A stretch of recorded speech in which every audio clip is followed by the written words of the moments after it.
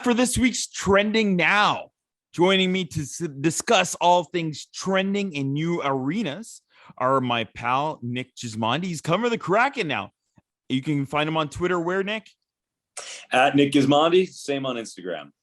Perfect. As well, Christian Arnold. He's editor-in-chief at New York Islanders Hockey Now and co-host of Hockey Night New York. You can get him on Twitter at C_Arnold01. Welcome back, boys. Good to be here. Thanks for having us. Perfect. Let's go right into everything going on here. And the new arenas, it's crazy to see how cool and amazing they are. And I want to get into the windows. I think the windows is really interesting. I don't know. Because I don't see it that often in hockey arenas normally. And I'm just like, woo. And wow, it's like working in broadcast especially in behind the scenes for me. It's like, how's that going to work on the ice? How's that going to work on broadcast? Is it just going to ruin it? So first off, Christian, how's the new UBS Arena? Well, I mean, I'm impressed that you didn't say USB because everyone seems to mix up those two, including Jigs McDonald, who said it twice during the opening ceremonies for the building, which was hilarious to see. But the building is absolutely phenomenal. John Ledecky and Scott Malkin and their partners in the development, which included the Wilpons and a lot of big names in this area when it comes to development, have done a phenomenal job with the building. It lives up to the hype. And I was actually just talking about this on Hockey Night in New York the other day. When you look at some of the projects and the blueprints that come out beforehand, a lot of times they don't live up to the hype, or something is missing that is originally there. And when you look at UBS and kind of the blueprints and the plans and everything, it's all there. And they've done a tremendous job under extremely tenuous circumstances between a pandemic, between the time crunch. It's amazing. I was there a week ago before the opening for an event for one of their food stands, and there was still a ton of construction going on, and there were things that weren't done yet. And then we walked into the building on Saturday for the pregame skate, and then obviously the game. And you would never know it. Like, you would never know a week before that there was still a ton of construction going on. That they've done a tremendous job of including a lot of modern amenities while keeping the building somewhat traditional of an old style hockey barn. And they've done a great job of just including the fans in a lot of the new building at UBS Arena. There's a place where every season ticket holder's name is. There's a portion of the arena which has a nod to the meetup groups that have come to be over the last couple of years, and their logos are above the ice at one end of the arena. These little nods to local establishments like Blue Line Deli, which opened in the middle of the pandemic and has become a staple for Islander fans that flock there. From as close as where it is in Huntington on Long Island on the North Shore to, I was there yesterday, and there was a man there from Charlotte, North Carolina, who had come to see, obviously for the arena opening, but drove to Huntington to go to the deli. They included Offside Tavern, which was a big Islanders themed bar in the middle of Manhattan, and that was a huge gathering place for Islander fans. And they've resurrected it at the UBS Arena, one of the bars on one of the end zones. So there's all these really great nods to the fans and the people that they want to welcome into the building, and really make it feel like home. And for a lot of Islander fans that you talk to, that's something that even Nassau Coliseum after the renovation, it just didn't have that feel to it. And this place has the feel of like, a real nod to the fan base. Obviously, Nassau Coliseum is always going to have that place in Islander fans' hearts, but the new building is, it's spectacular. And it's something that a lot of people just never thought was going to come. And, people were literally crying as they walked through the door. It was a pretty incredible sight to see.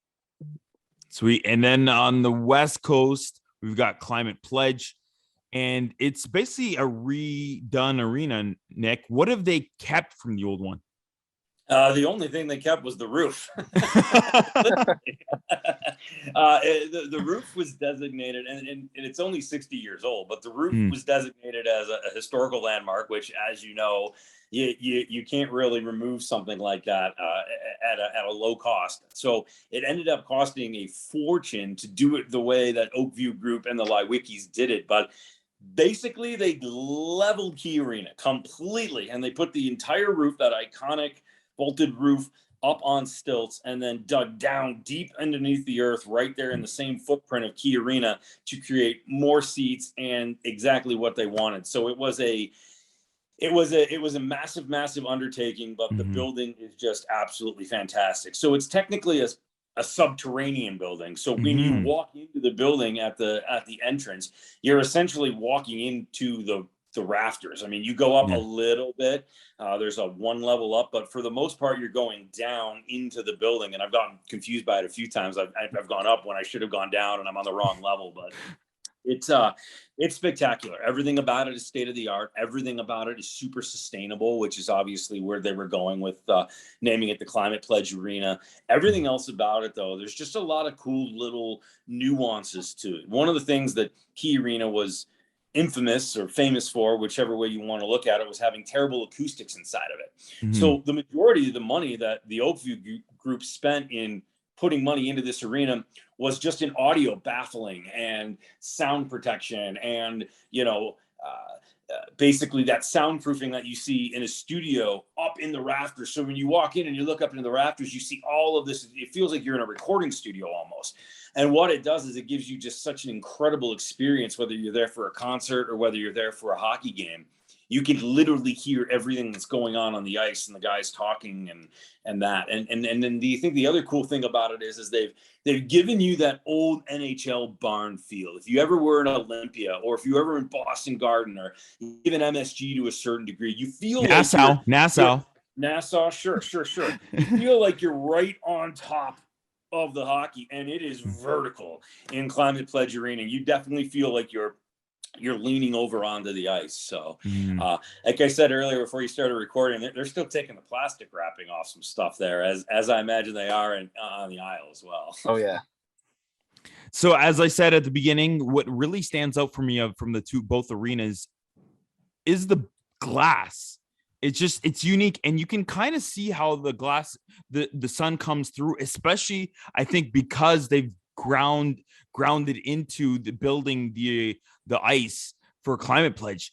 Has that been any kind of factor in terms of broadcast, at least? No, I mean, they haven't played a day game in Seattle just yet, or broadcast wise, but we've been in there for morning skates. There's no sun on the ice the way that they have it set up. They do, in a worst case scenario, have essentially blackout curtains that can be lowered down. So they've been doing that for concerts as well at night, because the cool thing about Climate Pledge Arena is that they dropped it. What you have to know about that general area, it's essentially like you've dropped an arena in the middle of a small town, even though it's in the middle of Seattle. So they call it City Center. It's in the footprint of the Space Needle. I mean, the Space Needle shadow is basically over Climate Pledge Arena. And that area is just such a hustle and bustle area. There's a grocery store across the street. There's condos a half a block away. There's little bars and restaurants just literally 100 feet from the front door of Climate Pledge Arena. So you put it in this area. And I was talking to my broadcast partner, Ross Fletcher, who's lived in Seattle for a long time now. And he said, Gizmo, he goes, this just rejuvenated the city. And the cool thing about those windows is that it is on the mezzanine, it is on the plaza area. And if you're walking around outside Climate Pledge Arena and a hockey game's going on, you could stand against those windows and you can see the hockey game being played, and you don't have to pay for a ticket. So it's this super inclusive way to bring people into the experience, even if they're not inside the arena. You literally can stand against those windows and you're at one end of the rink and you can see the whole game play out. Yeah, I get that feeling too from baseball games, and I would go to my buddy's place that lives right across the street from Skydome, Rogers Center now, but we still call it Skydome here in Toronto. And you can see half the field. So I'm like, oh, there's a nice hit. You can see it. Why am I even going to the paying for the game if I can see it from your arena or your apartment? It's awesome. Exactly. All right. So let's look at how both teams are playing. I know it's tough. We got to talk about it. The Islanders, of course, started on that long road trip waiting for the unveiling. 5-6-2 start, and now 0-2 at UBS. We know there was still some COVID issues with the team. How's that playing out right now, Christian? Yeah, you're saying the Islanders, it's a product of a lot of different issues. The COVID issue, I mean, was just the icing on the cake this week between Ryan Pulock going down in Florida and being injured. And you lose Josh Bailey, who's still in Florida in COVID protocol. You add Ross Johnson to Anders Lee a couple days later, and then you add Andy Green and Adam Pelech. Anthony Beauvillier was on it at one point. He came off because apparently the test was a false positive, but Kiefer Bellows goes right back onto the COVID protocol list. So the Islanders have been hammered by COVID protocol, or players going into COVID protocol, which they largely avoided last season. But it was the icing on the cake because it was just a combination of an issue with a third of the team, almost a third of their regular roster not being on the ice, but coupled with the fact that the Islanders had already really been struggling for a better part of the season through the first 13 games. They haven't looked like themselves for, the last 6. They've lost 6 straight now. Their best game was that Winnipeg game a couple weeks ago, where they really returned to form and looked like the New York Islanders that went to the Stanley Cup semifinals the last 2 years and played that real New York Islanders Barry Trotz style of hockey. But since then, they've certainly come away from that, even with the regulars in the lineup. The biggest thing to me has been the loss of Nick Leddy and really how that's proved to be such a problem for the Islanders, and they haven't been able to replace that. And anyone who's watched Islanders hockey knows that a large portion of their game is spent on defense. And that's the biggest emphasis in the Barry Trotz system is the defensive part of the game. And that includes generating offense. And the Islanders don't have a lot of great transition players. Nick Leddy was a really strong skater. And that's not something that you can teach someone else to do and an easy hole to fill. And so they've really struggled without him transitioning through from the defense to the offense, which has really been a key part of their offensive opportunities that they create, even from a defensive standpoint, even from a forward standpoint. So it's been really tough for them to replicate that. And because of other defensemen struggling, Zdeno Chara hasn't lived up to the billing that the Islanders needed him to be there. Noah Dobson, who was a younger defenseman who was looked to kind of be that Nick Leddy replacement, he struggled a lot this season between being paired with Zdeno Chara off the bat and then trying to stabilize himself with Andy Green, his old defensive partner back there. Then the Islanders have had to mix up their defensive pairings with Adam Pelech and Ryan Pulock being split up to compensate for some of the defensive shortcomings with Zdeno Chara and needing to move Dobson around and Chara around. And so that's really created a larger issue. And then the Islanders offense just hasn't been scoring.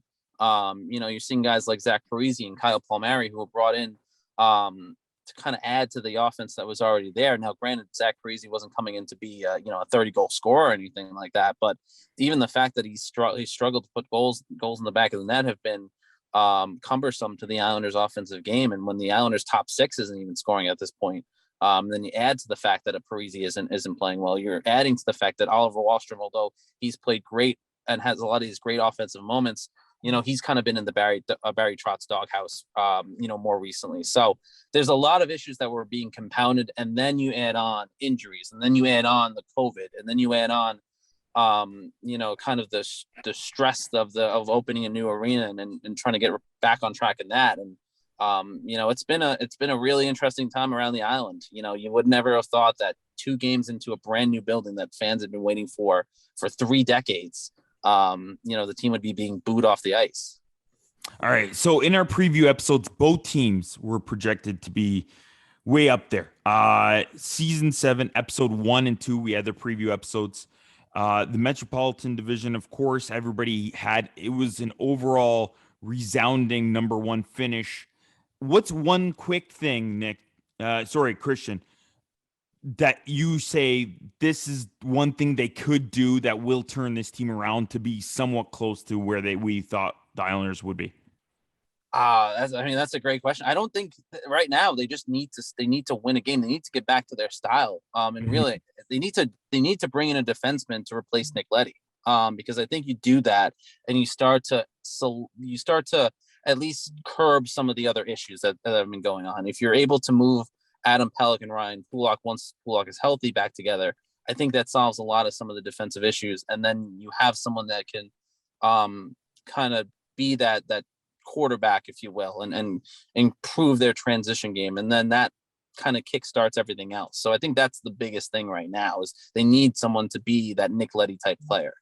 All right. And in Seattle, Nick, the consensus of as well for them, I think everybody thought they were going to finish about third in the Pacific. Even yourself had them going third. And we all see now that's probably not going to happen. Where do you see them now at season's end?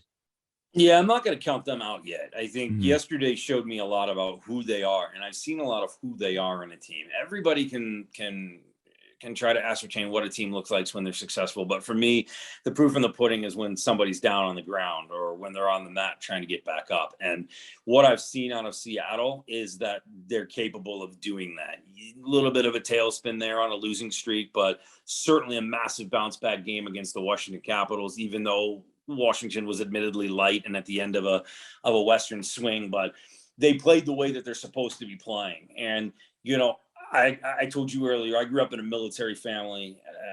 I've been raised by, Marines my entire life. And I always go back to when things aren't going good, you gotta simplify. You gotta live in a 3-foot world. You gotta take care of the biggest problem in front of you, and then the next biggest problem, and the next biggest problem, and the next biggest problem until you find yourself out of the problem. And I think that what we've seen out of Seattle is that they've done that.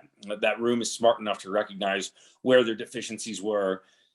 Maybe it was their starts. Maybe it wasn't their defensive structure. Maybe it was not being aggressive enough. But whatever it was, they addressed it against a good hockey team, a perennial hockey team last night in the Washington Capitals.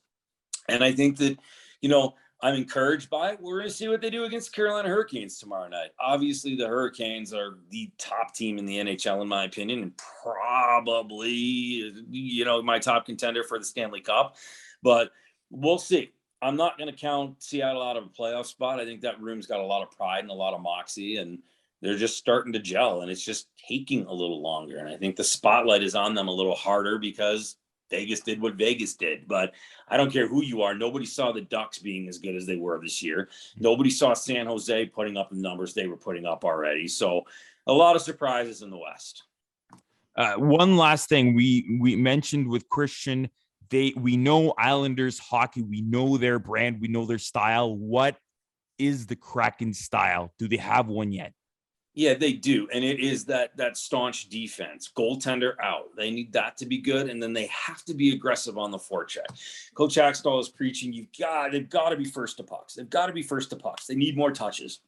So, it's fantastic. Well, great. You make a big stop in the defensive zone. You transition cleanly, maybe one or two through the neutral zone. And then you're getting pucks deep, but you're not winning those races to those pucks. So you've done all this work only to turn it over and then recluse yourself all the way back through neutral ice. And all of a sudden, boom, everybody's back on top of you again. So it is about being good defensively, but they need to be a little bit more aggressive on their forecheck. And most importantly for this team, if I'm looking for one thing to fix, like you sort of asked Christian about the Islanders, they've got to start on time. When that puck drops, it's time to go, because too much so far this season with Seattle. We've seen them pick up play about 5 minutes to go in the third period. And we all know that if you're chasing the game for that long, it's going to be real tough to win. All right. Well, last question I want to ask Christian, and it's soft spot for me. I believe in both markets, Toronto and New York, Leo Komarov was, he played hard. He played above his level. We can say that. He played with pure heart, and he even left emotionally.